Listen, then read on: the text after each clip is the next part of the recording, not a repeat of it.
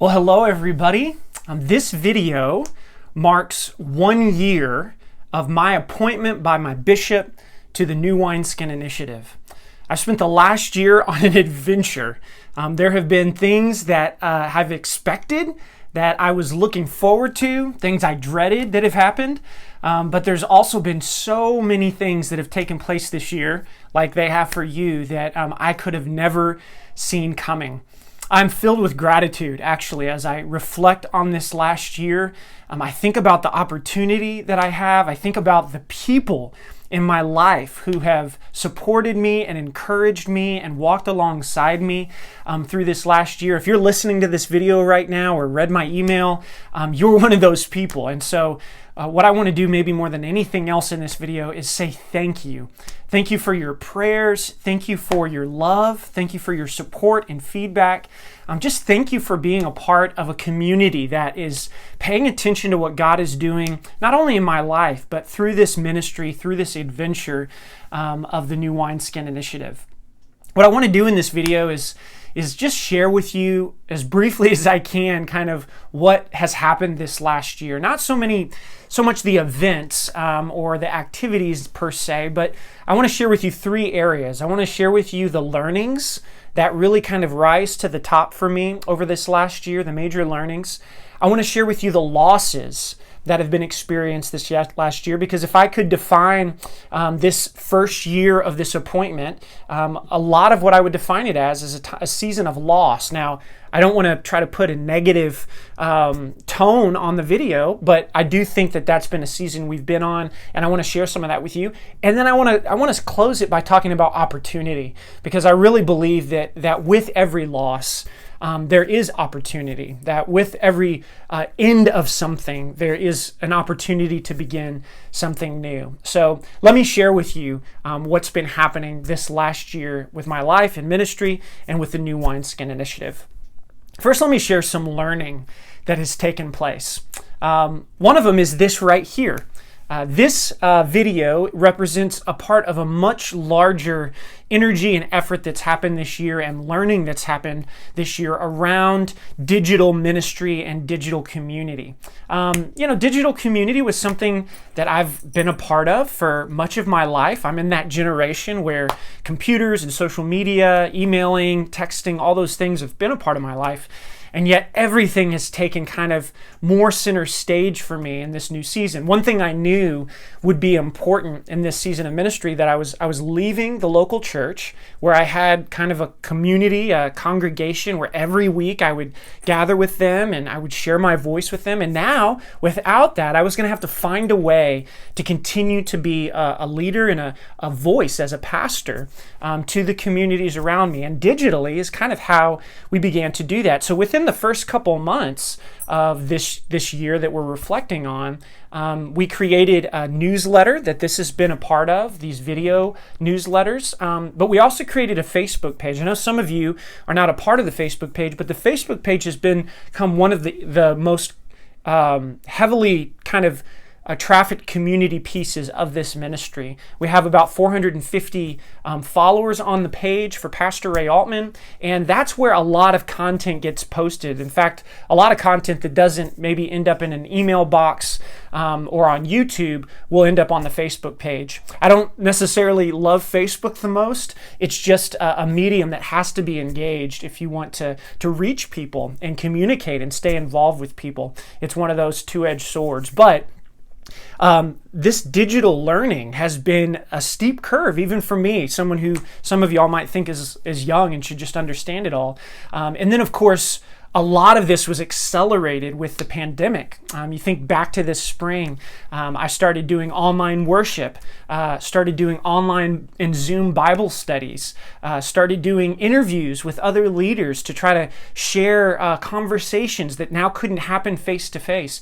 And so I have spent a lot of hours preparing and being in front of cameras, being in front of a webcam on my computer. There's been so much learning. I know I'm not alone here. pastors across America and the world have had to engage digitally in ways they never have before. I would say that I've even done it more because I was doing it earlier in the year. And I just can't tell you how much I've learned technically, how much I've learned about the challenges and opportunities that are involved with digital communication and community building.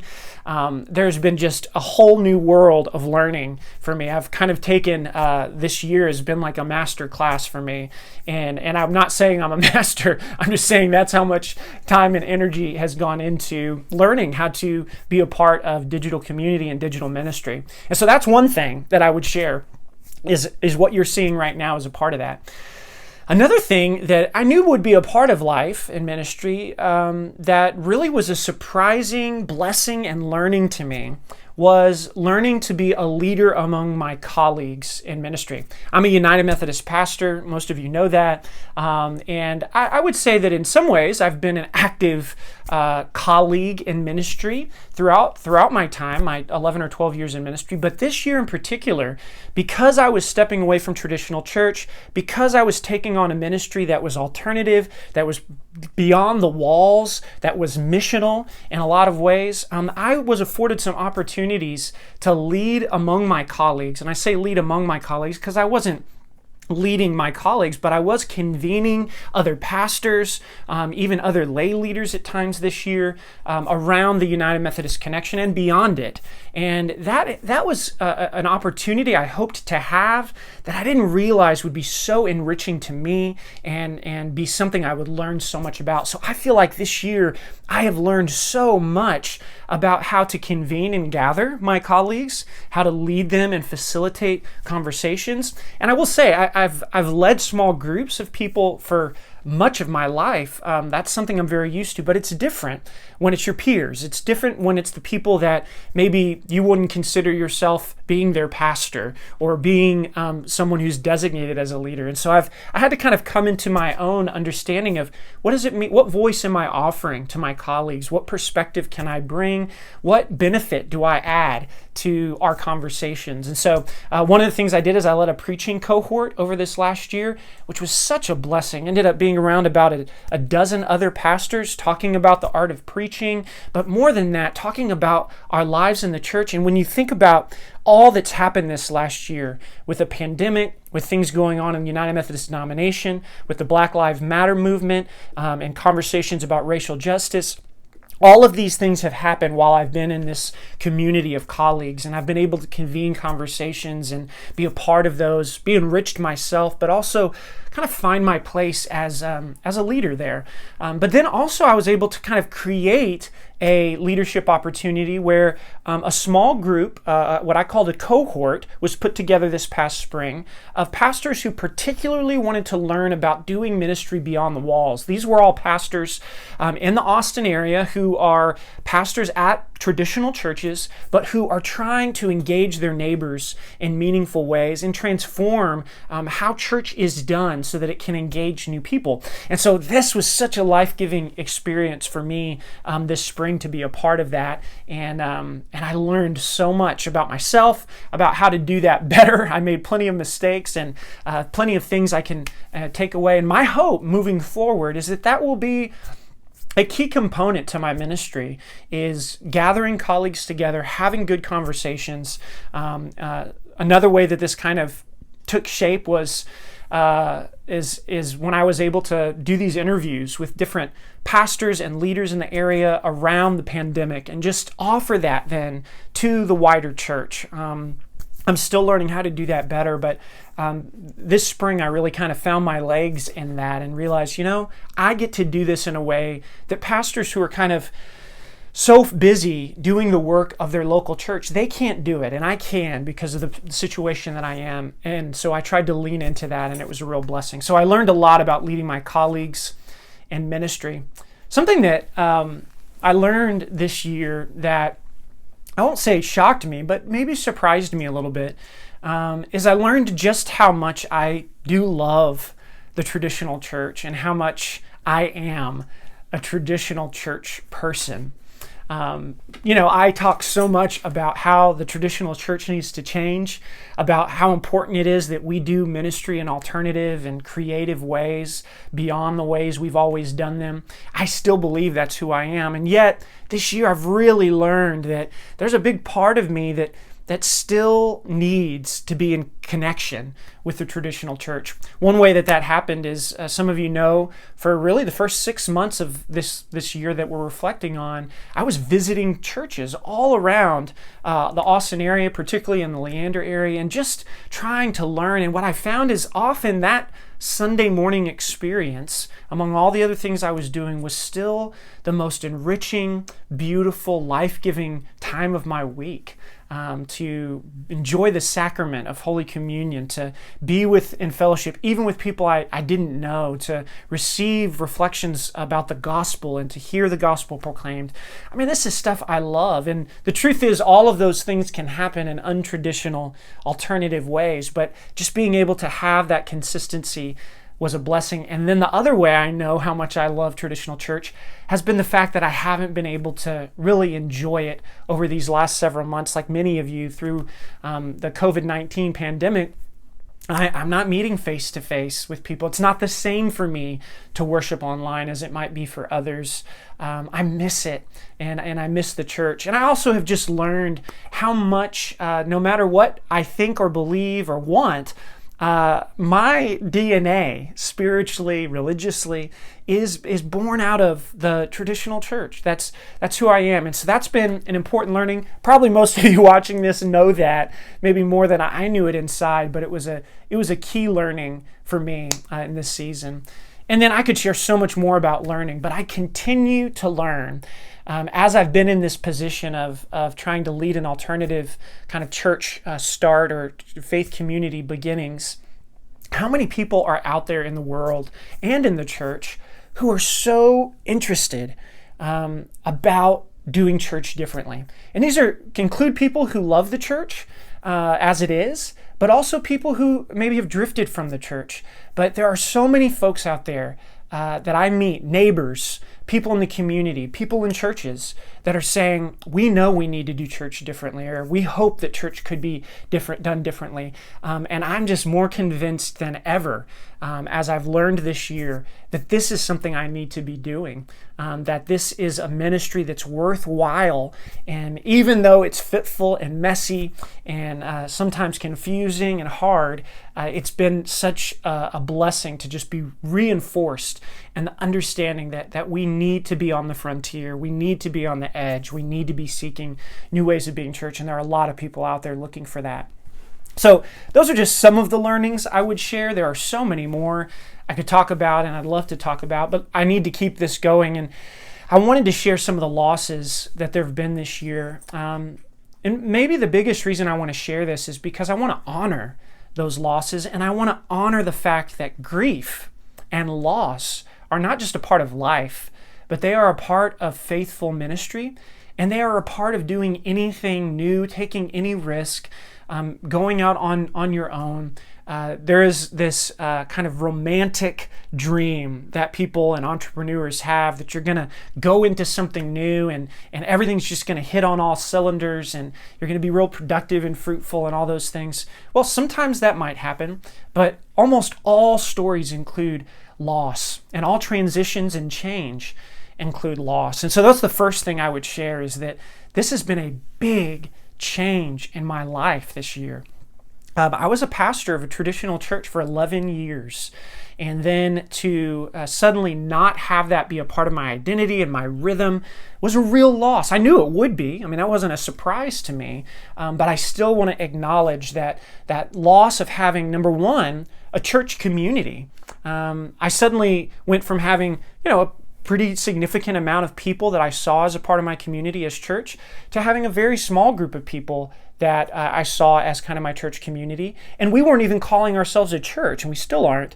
And so I just felt the loss of that. And I suddenly felt, as a pastor, hey, I have this community that I'm a part of and that I help lead. And suddenly that wasn't there in the same way. And that's been a real loss. That shouldn't surprise anybody. But also just the rhythm and of production and activity in the church. So having Sunday mornings always be a thing that I was preparing for, having meetings, making decisions as a community, having the church calendar kind of guide some of our rhythms and events throughout the year. These are all things that I'm critical of sometimes, and I talk about ways we need to change how we approach this, and yet they kind of served as these benchmarks through my year that I didn't have this year. And I felt that. I felt the loss of that. And it sometimes made it hard for me to see what I was valuable for and where my worth was. And so that was a real loss. But probably more than anything this year was the loss of some really dear friends to cancer, and a loss not only of close friends, but these were partners in ministry, people I would say were a part of the family of the New Wineskin Initiative very closely. The loss of Jennifer Welker, who had a long battle with cancer, who died in late October last year, and more recently the death of Stephen Leos, a good friend and neighbor right around the corner from me, who is one of my dearest friends, who we lost to cancer as well just a couple weeks ago, just really this last week. And so these have been major losses, because suddenly my community went from this large community where, of course, you always have loss, but there's always this big group to kind of carry it together. And then we have this really small group of people, maybe 15 folks, and you have two of your closest leaders in that and people who are active that die, and that changes the whole dynamic. And so really, we lost, obviously, our friends, but then we kind of lost our muster. We lost a lot of our joy, a lot of our energy, because we've needed to grieve. And I just want to say that's okay. That's something I accept as holy. And I do grieve that we haven't been able to have all this energy and enthusiasm and be able to just keep going. But we shouldn't. We should stop and pause and grieve the loss of loved ones that have been a part of the New Wineskin Initiative so centrally. And so that's been a big theme, has been grief. There's been the loss of our initial vision. We came into this 3 years of work while I was the pastor of a traditional church. And then the idea was, hey, we're going to kind of take this vision to the next level. But what happened is this fall, some of the things we were planning on doing, multiplying communities of faith and really seeing those reach new neighborhoods, we realized that was just asking too much of the leaders that we had, that our leaders weren't able to do all the neighboring work and lead a small group on top of that developed missional disciples. And so realizing that didn't work was really a loss of our plan. It was a loss of our vision. And that's been another difficult loss. We had to revamp for several months, and then the pandemic hit.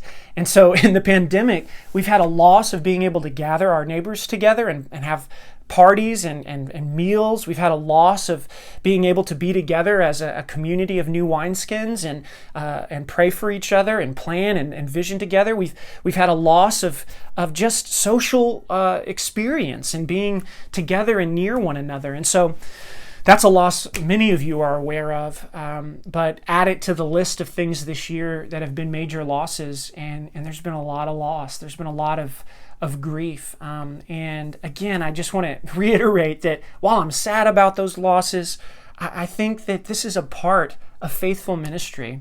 I don't feel like it's been unfair or that this is something that, if anything, I kind of feel like most of my life in ministry, I haven't had my fair share of loss like a lot of people do. And this has just been a year where I've been able to reflect and say, sometimes there's a lot of loss in life. And we need God during these times more than any other times. And I don't like the timing of it. I want to be able to enter into ministry and kind of go full speed.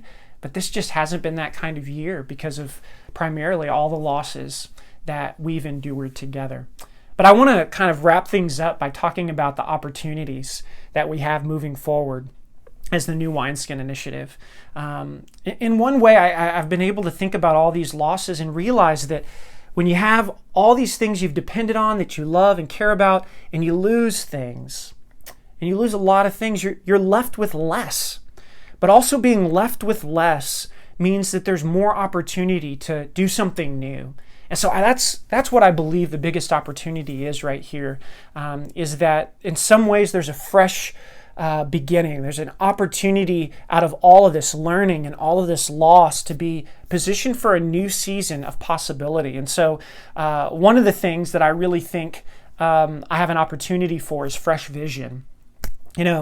I think most of you know this, that I've had a vision for doing church differently for about 20 years. It's ebbed and flowed, and it's changed and it's evolved, and yet this has really stuck with me. And because of all this loss, I'm no longer as concerned of trying to make this vision fit a particular community, whether that community before was a local church or whether that community was the people of New Wineskin Initiative or even my own neighborhood, because of all those losses. But now I can say, you know what? Let's look at this vision again and let's dream of what's possible. And so suddenly I have the opportunity to vision in new ways, to have a fresh beginning to that vision. And really for the last 4 years, I haven't had that opportunity in the way that I do now. So it was right and good for it to evolve and change for those 4 years, but now I can kind of return to it a little more purely. And I'm excited about that. That also means there's a new opportunity for strategy around that vision. I think this might make sense, but a lot of the vision that I've had has had to live itself out strategically through a church. And that was good. That was right. And even in this last year, it's been through a particular community of faith, a particular neighborhood.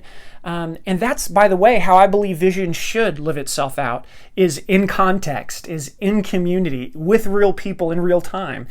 And yet with all the loss, now I don't have to do that as much. I don't have to focus on, hey, how do I do this for a community of faith, or how do I do this for a particular neighborhood? I'm at a place now where I can say, maybe we can live this vision out in some ways that weren't possible over the last 4 years. And so I'm excited about that. I'm excited about a strategy that can reach out beyond the walls of the church a little bit more effectively, that can reach new people in different ways. This will, of course, be a challenge, but I'm very much looking forward to new and fresh vision, or at least reclaiming vision afresh, and then also a strategy that I haven't been able to pursue for the last several years that now I have the opportunity to pursue.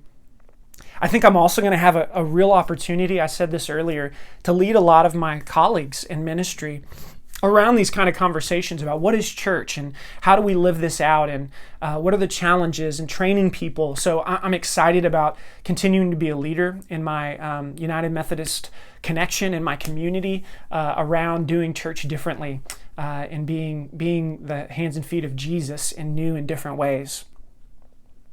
And so these are just some of the opportunities that I've had. I've had so much opportunity to be with my family, to love my kids, and to be a dad in new ways, to engage in my own spiritual practices in ways that are deeper than I have in years. I could go on with the opportunities that this year has opened up for my life and for my ministry. But overall, as I've shared these learnings, these losses, and these opportunities, I just want you to know that I'm well, that it is well with my soul, that there has been great loss and disappointment and challenges, and I see those challenges in many ways will continue. And yet I am so grateful to God for this opportunity to be in ministry. I'm grateful to God for the leadership that's around me. I'm grateful to God for support and friendship and encouragement that comes from you and from so many others. And I can just tell you that more than ever, I believe that I am where I am supposed to be, that I am in this kind of wilderness place, and it's where I belong. I've always said that this thing that I'm called to is not going to be a thing that happens quickly, that what I'm called to is deep. What I'm called to goes back years into my own life. It's a calling and a dream from God that I'm going to spend my whole life pursuing. And so I know that at least over the next few years, I will be stretching into new realities of my own ministry and the ministry that I'm a part of here. And so I believe I'm where I belong, and that I'm going where God is calling me to go. Thank you again for listening this long and for being a part of the journey with me. You are more of a blessing and encouragement to me than you may ever know. I thank God for you. God bless.